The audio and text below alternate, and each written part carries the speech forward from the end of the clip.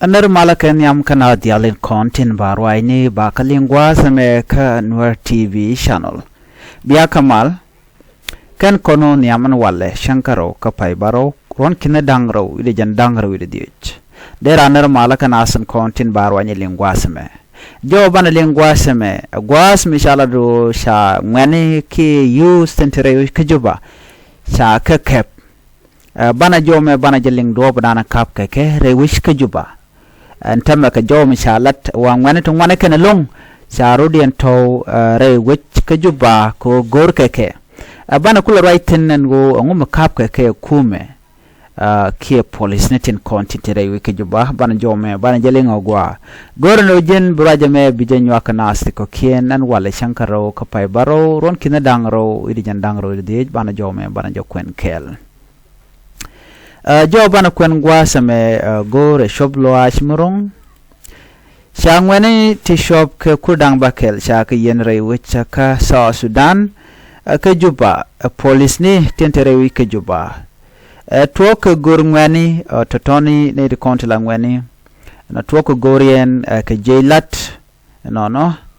shwa gorno ba ngwani ba ka yen ngwan ti kudang bakel ken chaje ga tama lat kana me ka korka me shalad go take a little eject let ken ka so bana writing ka manana shalad go asame shinit kon tilla police ni shikan kairar gorga jeno banitin kon tin shalad yarke juba ke yarke South Sudan ba ka kep tem goron bakul mat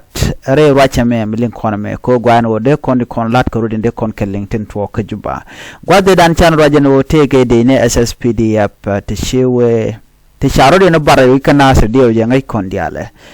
kane de kon de sharen barkana sir de ni ku dang dokcho ka kubo kishikana no ken kap ko ne ke ken kana no no de kanang kana sir ko ken sig de ni ken kane di sit ke ngwana te kap ko ti tama right container 600 youths arrested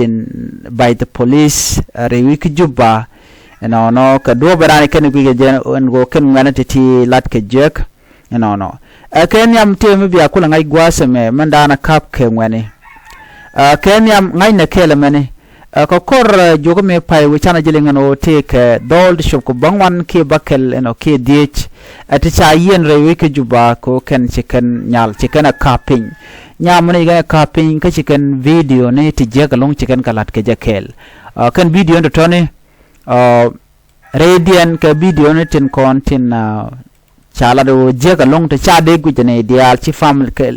ke de guj ka si gad ke de guj no chicken video mo chicken lat ka nyamone re video no mo cha je no kandol kan nyam mo nyam to mo ka dol wan ke long gwel kana no mo me si video shawere which logo ke je ne diare wi ka South Sudan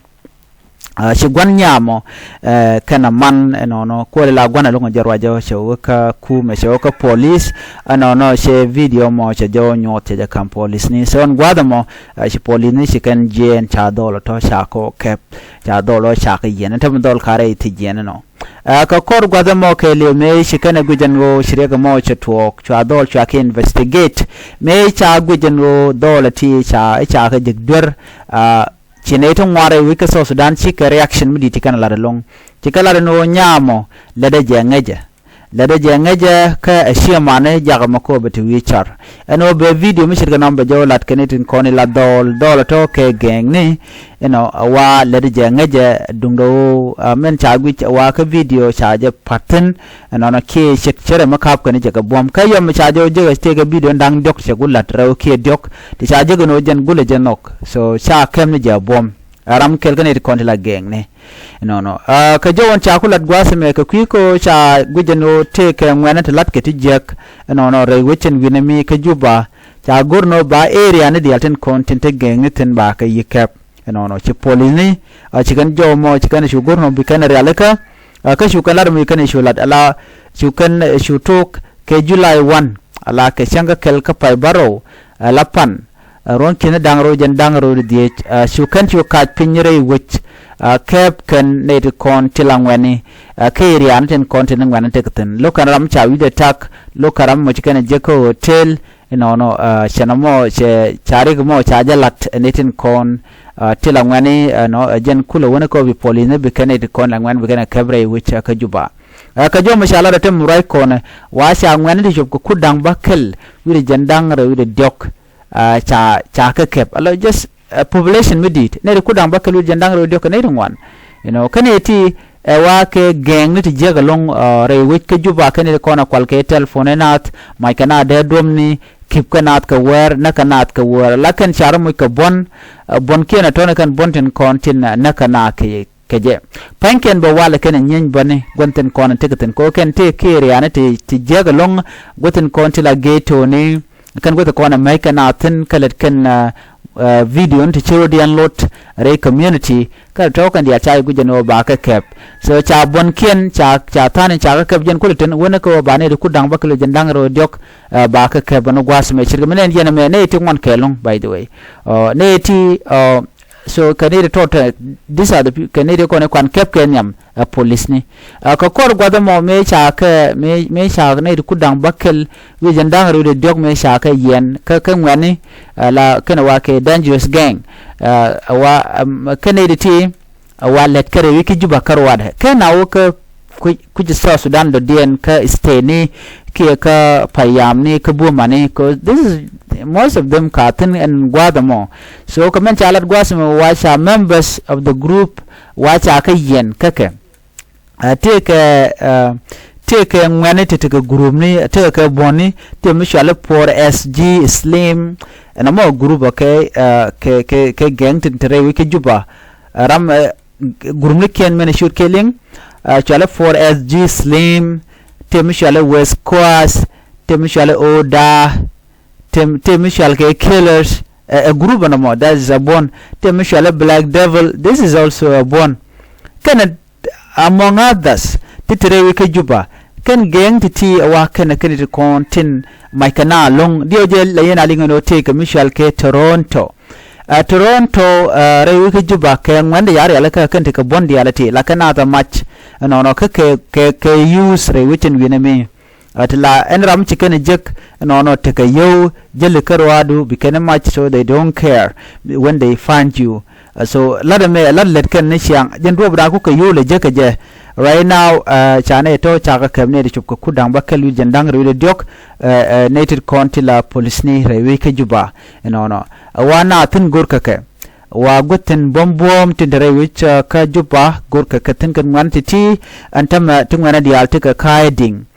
kenere kone ya kep kanala no mika jang ke tin wartin ke tiji kotriatin but what I believe Rudian combination of different tribe which ka juba ngai kon dial na men go mise woko take gang ni re wujamo la kare na mat ne ti they don't care when you look at situation and re which ke juba nyu de jengo ken ne ti kon tila ngwana dia la kare na mat gweder kon met ke tinga tap ko met ke tinga kwang whatever they can do la kana let do no en nyame dane ti kurun wal bakel me sha kep ke sha dom ke sha ka pinya ngwani ti shop ko bangwan ke si video no ngwan sigalat la ken Canada to kill, a part of these people and Yam take 16 years on it.